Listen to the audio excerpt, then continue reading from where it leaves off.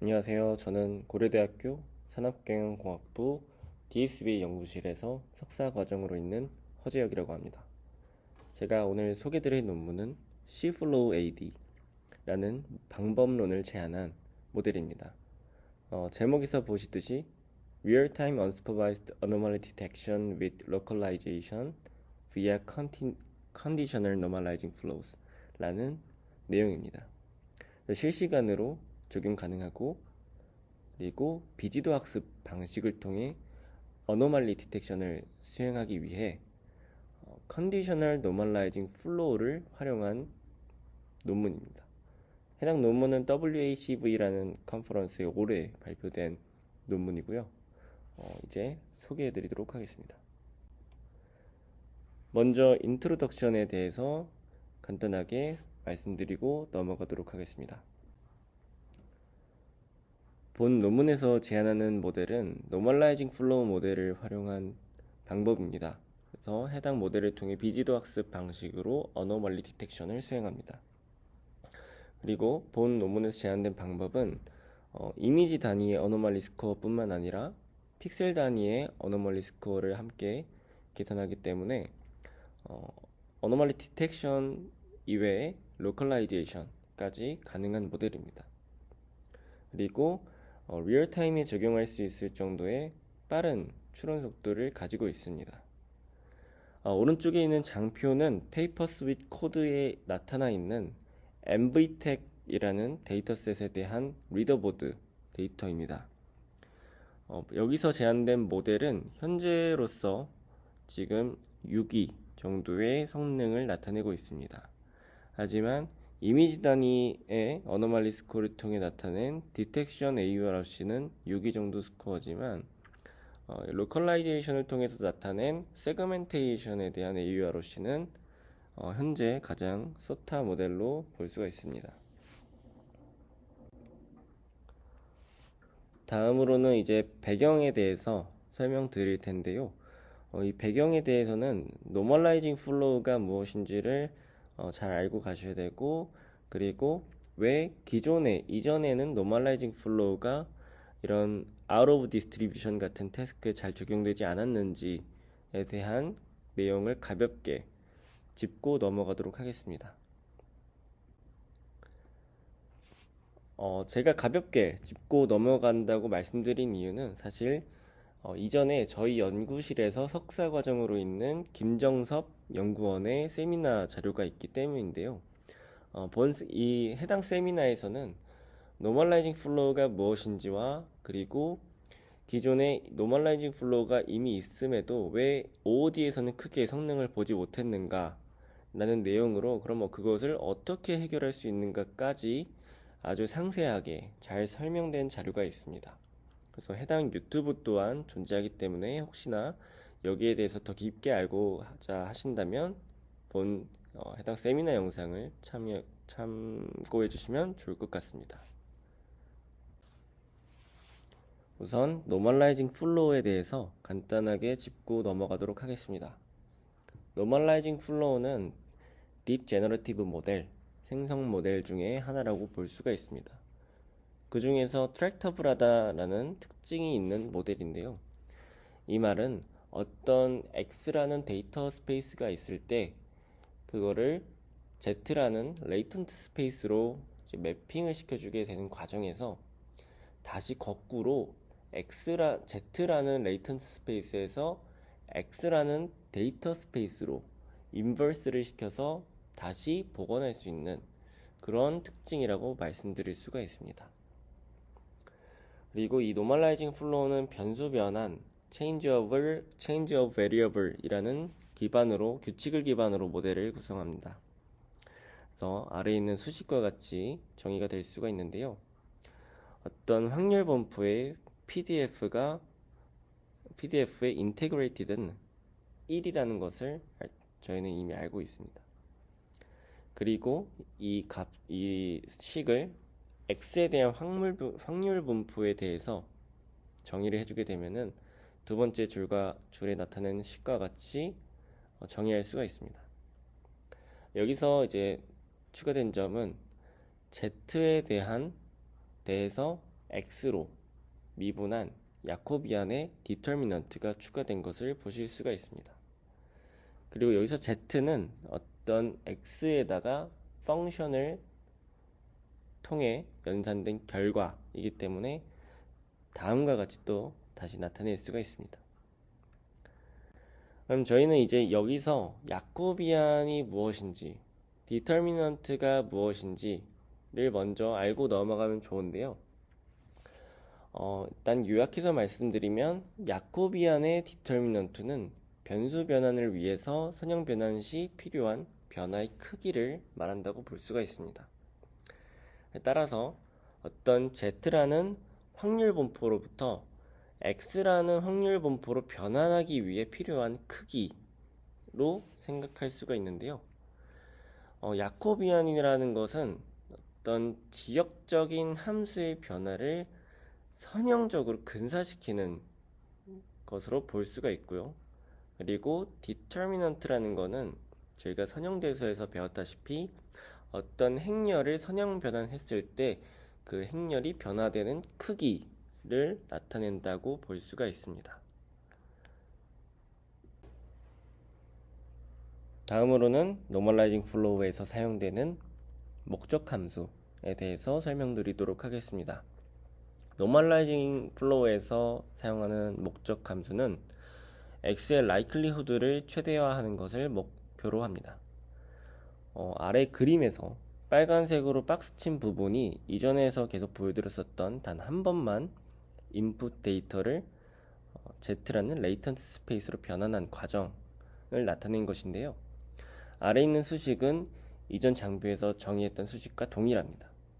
하지만 여기에 로그 변환을 통해서 나타내게 되면 뒤에 있는 볼륨 텀이 덧셈으로 변화되게 되고, 이 노멀라이징 플로우라는 것은 한 번만 레이턴트 스페이스로 매핑하는 것이 아니라 반복적으로 계속 입력 데이터를 z라는 레이턴트 스페이스로 매핑을 시켜주게 됩니다. 이 과정이 바로 초록색 박스에 나타난 부분이고, 이것을 왼쪽에 있는 수식과 같이 정의하게 되면 이제 모든 변화된 과정 동안 더해진 볼륨 텀이 있고, 그리고 여기서 노멀라이징 플로우에서 보통 사용하는 레이턴트 스페이스는 가우시안 디스트리뷰션을 가정하게 됩니다. 즉 목적 함수는 이 가우시안 디스트리뷰션과 볼륨 텀의 합이 커지도록 학습이 되는 것입니다. 노멀라이징 플로우 모델을 구성하기 위해서는 두 가지 조건이 필요한데요. 첫 번째는 간단한 역계산이 필요합니다. 즉 인버스 과정이 굉장히 간편해야 되고, 두 번째는 디터미넌트 계산이 굉장히 쉬워야 된다는 것입니다. 그 이유는 원래 디터미넌트라든지 역계산 과정이 복잡하면 당연히 학습 과정에서 연산에 대한 시간이 많이 들기 때문에 그런 코스트가 줄어야 된다는 단점 또는 그런 점이 특징이 있습니다. 하지만 2015년에 ICLR에서 발표된 나이스라는 논문에서는 이런 점을 모두 해결할 수 있는 커플링 레이어라는 것을 제안합니다. 이 커플링 레이어의 특징이라는 것은 바로 이 야코비안의 매트릭스를 삼각행렬로 구성하게 되어서 디터미넌트 계산이 굉장히 간편해진다 라는 점이 있는데요. 그것을 한번 살펴보도록 하겠습니다. 이 커플링 레이어라는 것은 오른쪽에 있는 그림과 같이 말 그대로 두 개의 레이어로 구성이 되어 있는 것입니다.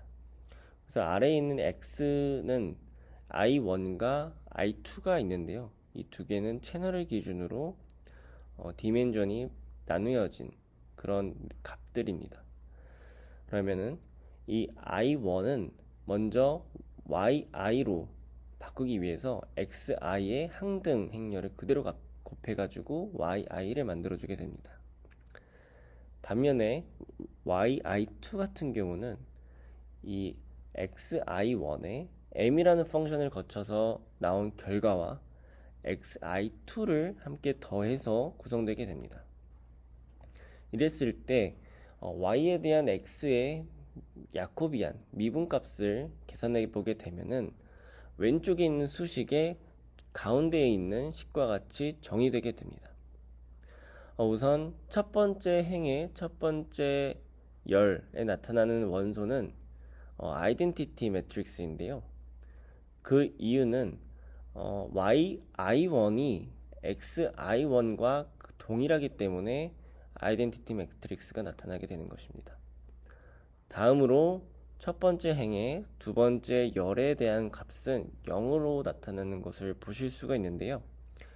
그 이유는 마찬가지로 yi1이 계산되기 위해서 xi2가 사용되지 않았기 때문입니다. 이러한 이유로 아래에 있는 두 번째 행도 동일하게 나타낼 수가 있고요. 결과 행렬은 결국 하삼각행렬로 구성되게 됩니다. 삼각행렬의 디터미넌트는 저희가 선형대수에서 배웠다시피 모든 대각원소의 곱으로 나타낼 수가 있습니다. 따라서 여기서의 대각원소의 곱은 yi2에 대해서 xi2로 미분한 결과값이라고 볼 수가 있는데요. 이때 yi2는 xi2로 미분하였을 때 1이라는 값을 갖게 됩니다. 따라서 이 야코비안의 디터미넌트 또한 1이 되게 됩니다. 다음으로는 2017년 ICLR에서 제안된 Real MVP라는 방법에서 제안한 Affine Coupling Layer라는 게 있습니다. 이 Affine Coupling Layer는 이전과 동일하게 커플링 레이어라는 것은 맞지만 이 m이라는 펑션을 통해 단순히 지난번엔 더해 주었다면 이번에는 s랑 t라는 펑션을 통해서 연산을 해주게 됩니다. 그래서 s는 x를 affine 변환해주는 과정으로 볼 수가 있고 t는 그대로 더해주는 역할을 수행하게 됩니다. 마찬가지로 이 레이어 또한 커플링 레이어이기 때문에 삼각행렬로 구성이 되어 있고요. 여기서 yi2는 아래에 있는 식과 같이 정의가 됩니다. 따라서 이 x2로 미분해 주게 되면은 s의 결과값인 익스포넨셜 값만 남게 되는 것을 볼 수가 있습니다. 따라서 해당 커플링 레이어에서의 디터미넌트 값은 어떤 x라는 입력값을 넣었을 때 s라는 펑션의 아웃풋, 즉 익스포넨셜이 이루어진 결과의 모든 합이라고 볼 수가 있습니다. 다음으로는 노멀라이징 플로우가 왜 인디스트리뷰션 데이터를 학습했는데도 불구하고 아웃 오브 디스트리뷰션, 즉 OD 데이터에 대해서 잘 구분을 하지 못하는가 라는 이유와 거기에 대한 해결책을 간단하게 소개드리고 넘어가도록 하겠습니다. 이 노멀라이징 플로우는 데이터의 분포를 레이턴스 스페이스에 매핑하기에 적합한 모델인 건 맞습니다.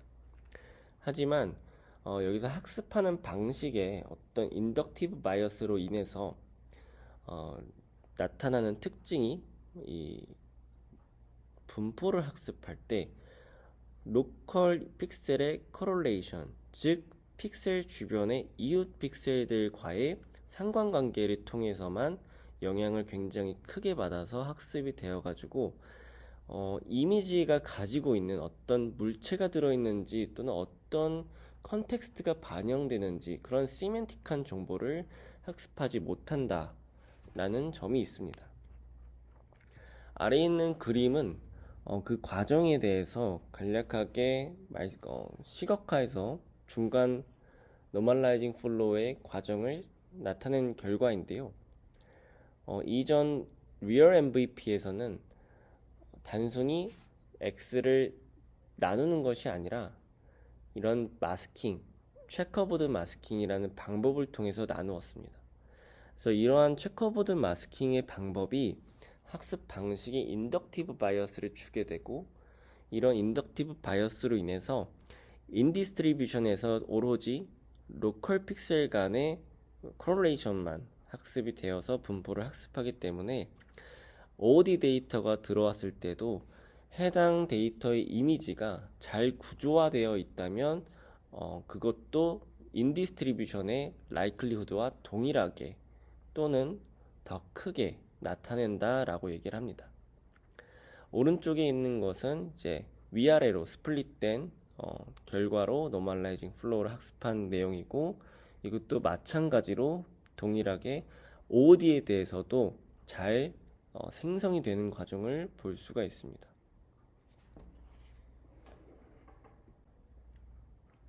아래 그림을 보시면 여기서는 이미지넷을 인디스트리뷰션으로 해서 노멀라이징 플로우를 학습을 시킨 결과입니다.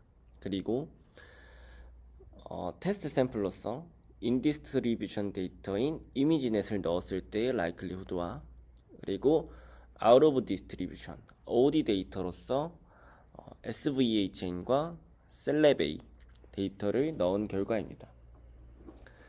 그랬을 때 먼저 이미지넷에 대해서 학습한 데이터에 대한 라이클리후드 자체의 분포와, 그리고 테스트 셋인 이미지넷의 라이클리후드는 굉장히 비슷한 분포를 나타내는 것을 볼 수가 있습니다.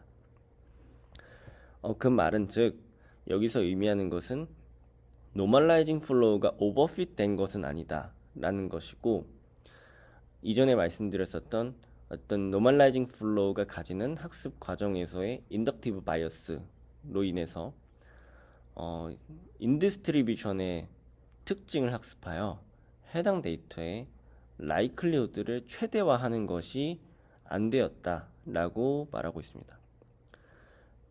마찬가지로 이러한 결과에 맞게 이미지넷 데이터 자체가 굉장히 복잡도가 높은, 그러니까 픽셀 단위나 픽셀 간의 어떤 변화 이런 것이 많은 데이터임에도 불구하고 맥시멈 라이클리후드 자체를 높이는 게 힘들다라고 얘기를 하고, 오히려 이러한 단순한 스트럭처로 이게 구조화된 이미지인 SVHN과 같은 이미 데이터가 더 큰 라이클리후드를 나타내는 것을 볼 수가 있습니다. 그래서 본 논문에서는 이제 이러한 문제점을 사전 학습된 이미지로 사전 학습된 모델, CNN 기반의 모델이라든지 최근에는 이제 VAT 기반의 모델도 있겠죠. 그러한 모델을 통해서 피처를 추출해 가지고 이미 시멘틱한 정보가 반영된 어떤 피처로 노멀라이징 플로우의 입력값으로 사용하면 조금 더 잘 분포를 어떤 특정 레이턴트 스페이스로 매핑을 시킬 수 있다 라고 얘기를 합니다. 그 결과 아래 가운데 있는 그림과 같이 이제 왼쪽에 있는 세 가지는 임베딩 그 피처 익스트랙터를 통해서 뽑은 임베딩을 사용하지 않았을 때의 결과이고, 오른쪽 세 가지는 피처에 대한 임베딩을 사용했을 때의 결과입니다. 이 결과의 차이를 보시면 왼쪽은 이제 인디스트리뷰션으로 각각의 데이터셋을 학습시켜도 결국에는 최종적으로는 SVHN이 가장 높은 라이클리후드가 나타내는 것을 볼 수가 있는데요. 오른쪽에 있는 걸 보시면 각자 자기가 학습한 인디스트리뷰션 데이터가 실제로 가장 높은 라이클리후드를 나타내는 것을 볼 수가 있습니다. 따라서 그 해당 방법에서 제안한 사전학습 모델을 활용하는 방식이 나온 이후로 최근에는 이러한 방법을 기반으로 해서 어너멀리 디텍션 태스크를 수행하는 연구들이 계속해서 진행되고 있습니다. 관련 자료에 대해서도 저희 연구실에 석사과정으로 있는 김정섭 연구원에 이제 소개 자료가 또 있고요. 해당 자료에서는 본 논문에서 제안하는 모델 C플로우가 아닌 디퍼넷, CS플로우, 그리고 패스트플로우 세 가지에 대해서 소개를 합니다. 만약에 더 많은 정보를 알고 싶으시다면 본 장표를 참고하셔서 공부하시면 좋을 것 같고요. 그리고 여기 아래에 있는 패스트플로우가 현재로서는 MVTech 기준의 이제 소타 모델이라고 할 수가 있는데, 제가 이제 각각 세 가지를 다 이제 살펴보고, 본 논문도 살펴보고, 이제 간단하게 실험을 통해서 재현을 해보았을 때, 제가 느낀 경험으로는, 현재까지는 노멀라이징 플로우 자체에 굉장히 큰 변화가 있진 않은 것 같습니다. 기존의 리얼 MVP를 그대로 적용한 것이 이제 대부분이고, 거기에 조금 바뀌었다고 한다면, 사전학습 모델을 무엇으로 구성할 것인가 라는 차이가 큰 것 같습니다. 여기서 나타난 이제 디퍼넷이나 CS 플로우 같은 거는 알렉스넷을 기반으로 이제 백본으로 사용을 하였고요.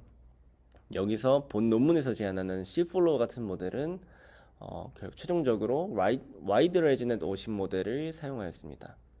그리고 패스트 플로우는 VRT 기반의 모델인 카이트라는 모델을 백본으로 사용을 하였습니다. 이제 Cfollow 대해서 소개를 드리도록 하겠습니다. Cfollow라는 이름은 이제 Conditional Normalizing Flow라는 방법을 적용했기 때문에 Cfollow라고 부르고 있고요. 여기서 컨디션은 포지션 인코딩을 말합니다. 그래서 CNN 모델을 통해서 나온 피처에 어떤 해상도가 있고 그 해상도에 대해서 포지션 인코딩을 생성해서 그것을 그대로 컨켓해 가지고 노멀라이징 플로우의 입력값으로 사용하게 됩니다. 그리고 또 본 논문에서는 다른 모델들과의 조금의 차이점이라고 한다면 단순히 그림과 같이 CNN에서 학습된 사전 학습된 모델로부터 마지막에 피처에 대한 인베딩을 사용하는 것이 아니라 중간 레이어로부터도 함께 인베딩을 피처를 추출해서 사용하게 됩니다. 하나씩 말씀드리자면 먼저 인코더에 대한 부분은 학습에 적용되지 않습니다. 프레이즈가 되거나 아예 그레디언트 업데이트 되지 않도록 이제 반영이 되고요. 거기서부터 나온 레이어별 어떤 피처의 인베딩은 왼쪽 아래에 있는 그림과 같이 나타난 포지션 인코딩이 함께 더해져서 들어가게 됩니다. 그리고 이 과정에서 X의 인풋은 이제 채널과 어떤 해상도, 그 차원이 변화되게 되는데요. 해상도를 기준으로 하나의 차원으로 묶어주고 나머지 이제 채널로 해서 X의 차원을 변화를 주게 됩니다. 그리고 여기서 사용된 디코더는 Real MVP를 사용하게 되고, 본 논문에서 제안된 방법은 이제 로컬라이제이션도 같이 수행이 될 수 있다고 말씀드렸는데요. 즉, 이 픽셀 기준으로 픽셀 와이즈하게 어노멀리 스코어를 계산하게 됩니다. 그렇게 하기 위해서는 원본 이미지와 동일한 해상도로 아웃풋이 나와야 하는데, 노멀라이징 플로우는 입력 데이터의 차원을 그대로 유지해서 아웃풋으로 내기 때문에 레이어 중간에 나온 피처의 인베딩 결과값은 기존 원본 이미지보다 해상도가 줄어 있는 상태입니다. 따라서 그것을 원본 이미지에 맞춰주기 위해 여기서 나온 결과에 인터폴레이션을 통해서 사이즈를 키워주게 됩니다. 그러면 이제 실험에 대해서 소개드리도록 하겠습니다. 우선은 본 논문에서 사용한 데이터셋은 첫 번째로는 MV택이 있습니다. MV택에 대해서 간략하게 말씀드리면 총 15개의 클래스가 있고 학습 데이터는 3629장, 그리고 평가 데이터는 1725장이 있습니다. 그리고 여기서 15개의 클래스는 각각 위에 있는 5개는 이제 텍스처에 대한 타입으로 묶이는 경우가 있고요. 아래에는 오브젝트에 대한 타입으로 묶이는 경우가 있습니다. 그리고 학습 데이터는 전부 다 정상 데이터로 구성이 되어 있고, 평가 데이터는 이제 정상 데이터를 포함해서 각 클래스마다 가지고 있는 어떤 이상치에 대한 카테고리별로 구성이 되어 있습니다.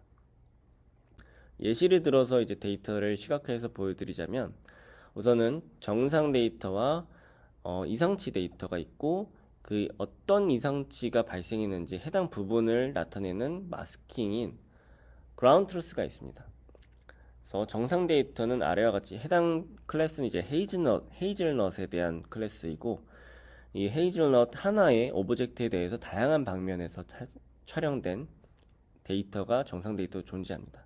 그리고 이상치 데이터 또한 이러한 이상치가 발생했을 때 해당 오브젝트의 다양한 면에서 찍힌 또는 다양한 스크래치가 발생된 데이터가 포함되어 있습니다. 다음으로 사용된 또 다른 데이터셋은 이제 STC란 데이터셋입니다. 해당 데이터셋은 이미지가 아닌 비디오 데이터셋이고요. 이제 이 데이터셋을 제안한 논문에서의 베이스라인 모델 성능은 AUROC 기준 72.8%입니다. 그리고 해당 데이터셋이 기존의 다른 데이터셋과의 차이점이라고 한다면 이상치에 대한 이벤트가 기존 다른 데이터셋에 비해서 훨씬 더 많고 훨씬 더 많은 프레임을 가지고 있고 더 다양한 방향의 카메라, 각도라든지 그런 씬들이 포함되어 있다고 합니다. 그리고 본 논문에서 사용하는 매트릭은 크게 세 가지가 있는데요. 먼저 이미지 단위의 AUROC입니다. 이미지 단위의 AUROC는 계산하는 과정이 이제 픽셀별 나온 어노멀리 스코어에서 가장 큰 픽셀의 어노멀리 스코어를 해당 이미지의 어노멀리 스코어로 대표하게 됩니다. 그리고 해당 이미지에 대한 레이블을 통해 AUROC를 계산해 주는 것이 이미지 AUROC입니다. 두 번째로 픽셀 AUROC는 각 픽셀별 어노멀리 스코어와 그라운드 트루스인 바이너리 마스크를 통해서 나타낸 정답 값을 통해 픽셀 단위로 계산한 것이 바로 픽셀 AUROC입니다. 그리고 각각 이미지마다 나온 AUROC 스코어를 총 이미지에 대해서 평균을 내서 계산을 해주게 됩니다.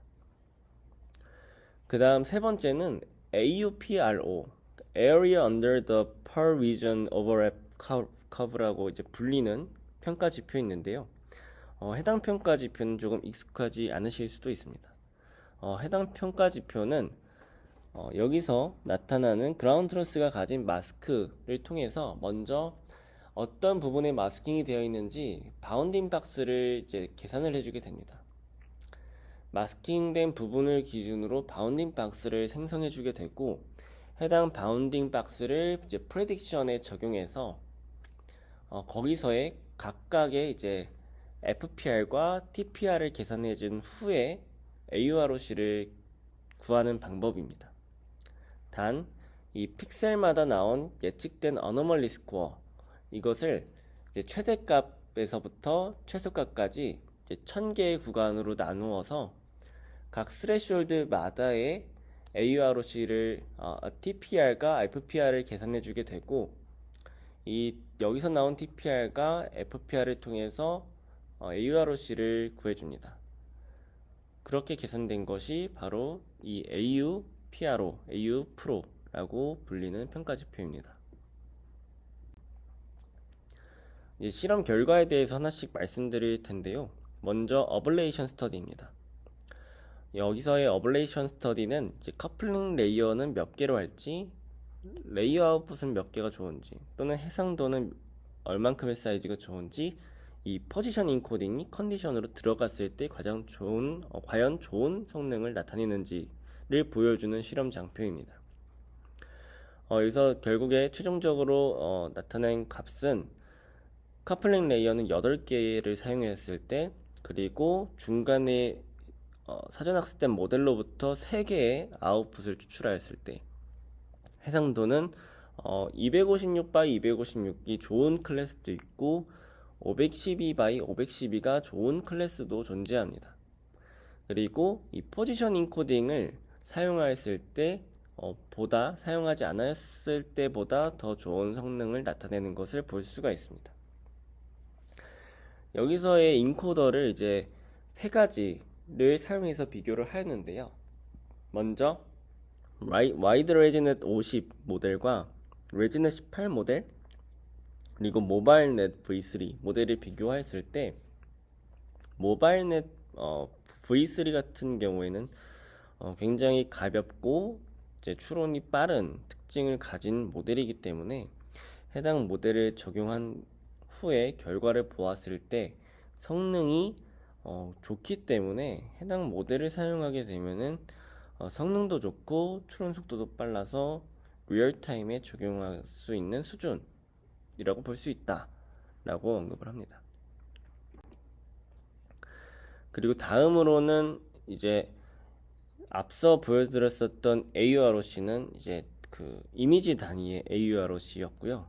그리고 다음으로는 픽셀 단위의 AUROC와 AU 프로에 대한 결과도 함께 보도록 하겠습니다. 여기서 나온 디텍션 결과는 앞서 보여드렸을 때 앞선 실험 장표에서 이미지의 해상도는 클래스별로 서로 성능이 더 좋은 해상도가 있다고 말씀을 드렸는데요. 여기서 나온 AUROC 기준은 각각 클래스마다 잘 나온 해상도를 기준으로 취합된 결과라고 보시면 됩니다. 그리고 오른쪽에는 이제 로컬라이제이션에 대한 성능을 볼 수가 있는데 현재 이 AU 픽셀 단위의 AUROC 기준으로 이제 해당 모델이 소타 결과인 것을 알 수가 있습니다. 그리고 두 번째 데이터셋인 STC 데이터셋에 대해서 보았을 때 기존의 STC 데이터셋을 제안한 논문에서의 베이스라인 스코어보다 디텍션 어큐러시 자체는 조금 적지만 로컬라이제이션 자체는 잘 되기 때문에 조금 더 다른 특징이 있다고 볼 수가 있습니다.